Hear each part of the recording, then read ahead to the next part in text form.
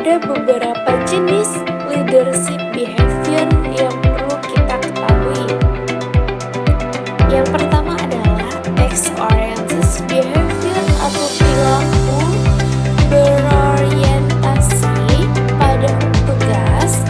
Pemimpin dengan tipe ini fokus pada pencapaian target, penyelesaian kerjaan, dan efisiensi kerja. Mereka biasanya memberikan instruksi yang jelas, mengatur jadwal kerja, serta memastikan semua tugas berjalan sesuai rencana. Contohnya itu seseorang yang selalu memastikan deadline terpenuhi dan membagi tugas secara terstruktur kepada timnya. Lalu yang kedua adalah people-oriented behavior atau perilaku berorientasi pada manusia. Pemimpin dengan tipe ini lebih fokus pada hubungan interpersonal seperti memperhatikan kesejahteraan anggota tim, memberikan motivasi, dan membangun komunikasi yang baik. Contohnya itu seperti pemimpin yang sering mendengarkan keluh kesah anggota timnya, memberikan apresiasi, dan menciptakan suasana kerja yang nyaman. Kedua perilaku ini sama-sama penting. Pemimpin yang efektif adalah yang mampu menyeimbangkan antara fokus tugas dan perhatian terhadap anggota timnya. Selanjutnya ada beberapa karakteristik dari leadership behavior yang baik. Yang pertama yaitu komunikasi yang efektif. Ini sangat penting karena seseorang pemimpin yang harus mampu menyampaikan informasi dengan jelas agar tim tidak terjadi kesalahpahaman.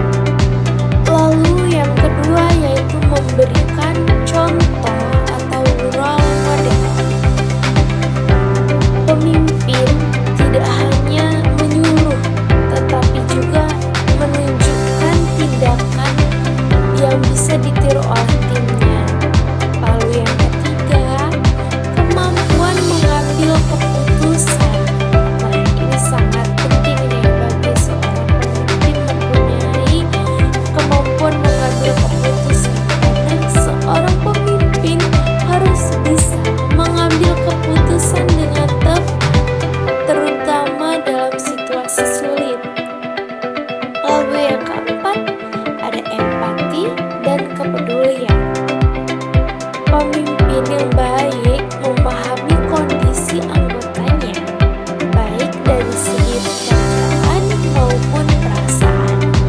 Lalu yang kelima yaitu kemampuan memotivasi.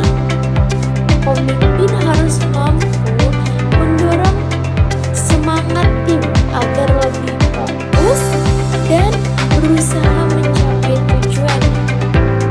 Selain itu, leadership behavior juga sangat penting dalam dunia kerja karena dapat meningkatkan kinerja tim.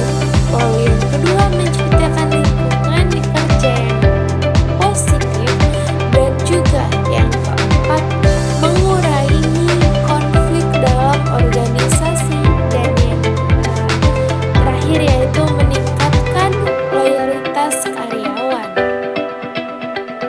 Sebagai contoh sederhana, jika pemimpin selalu menghargai kerja keras timnya, maka anggota timnya akan merasa dihargai dan termotivasi untuk bekerja lebih baik. Sebaliknya, jika pemimpin hanya memberi tekanan tanpa dukungan, maka anggota tim bisa merasa stres dan tidak nyaman.